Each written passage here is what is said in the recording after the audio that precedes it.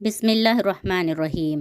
అస్సలాము అలైకుం వరహమతుల్లాహి వబర్కాతుహు. ఫ్రెండ్స్, అల్హమ్దులిల్లా మనం నమాజ్ సూరాలు నేర్చుకుంటున్నాము. అందులో భాగంగా ఈరోజు మనం అల్ అస్ర్ సూరాను నేర్చుకుందాం. ఈ సూరా మక్కాలో అవతరించబడింది. ఇందులో 3 ఆయాతులు ఉన్నాయి. రండి ఇప్పుడు మనం ఈ సూరాని నేర్చుకుందాం. ఔజు బిల్లాహి మినష్ షైతానిర్ రజీం. బిస్మిల్లాహిర్ రహ్మానిర్ రహీం. వల్ అస్ర్ ఇన్నల్ ఇన్సాన లఫీ ఖుస్ర్ ఇల్లల్లదీన ఆమనూ వఅమిలుస్ సాలిహాతి వతవాసౌ బిల్ హక్కి వతవాసౌ బిస్సబ్ర్. సూరాని మరొకసారి చదువుదాం. బిస్మిల్లాహిర్ రహ్మానిర్ రహీం. వల్ అస్ర్ ఇన్నల్ ఇన్సాన లఫీ ఖుస్ర్ ఇల్లల్లదీన ఆమనూ వఅమిలుస్ సాలిహాతి వతవాసౌ బిల్ హక్కి వతవాసౌ బిస్సబ్ర్. ఈ సూరా యొక్క తెలుగు అనువాదం: అనంత కరుణామయుడు అపార కృపాశీలుడు అయిన అల్లాహ్ పేరుతో ప్రారంభిస్తున్నాను.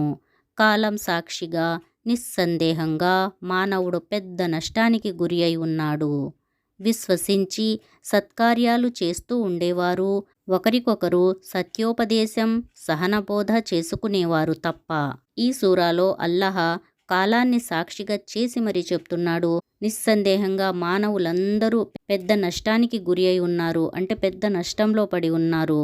ఎవరైతే అల్లాహను విశ్వసించి మంచి పనులు చేస్తూ ఉంటారో, మరియు ఒకరికొకరు మంచి పనులు చేయమని బోధించుకుంటూ ఉంటారో, మరియు సహనాన్ని వహిస్తారో, సహనాన్ని వహించమని ఒకరికొకరు బోధన చేస్తూ ఉంటారో, వారు తప్ప ప్రతి మానవుడు నష్టానికి గురి అయి ఉన్నాడు అని అల్లాహతాలా ఈ సూరాలో తెలియచేస్తున్నాడు.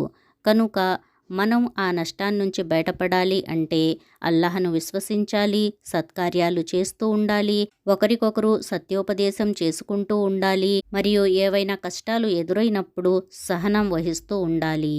అల్హమ్దులిల్లా. ఫ్రెండ్స్, ఈరోజు మనం అల్ అస్ర్ సూరాను నేర్చుకున్నాము. ఈ సూరాను బాగా ప్రాక్టీస్ చేయండి, బైహార్ట్ చేసి నమాజుల్లో చదవటం మొదలుపెట్టండి. ఇన్షాల్లా నెక్స్ట్ వీడియోలో మరో కొత్త సూరాని మనం నేర్చుకుందాం. జజాకుముల్లాహు ఖైరన్ కసీరా. అస్సలాము అలైకుం వరహమతుల్లాహి వబర్కాతుహు.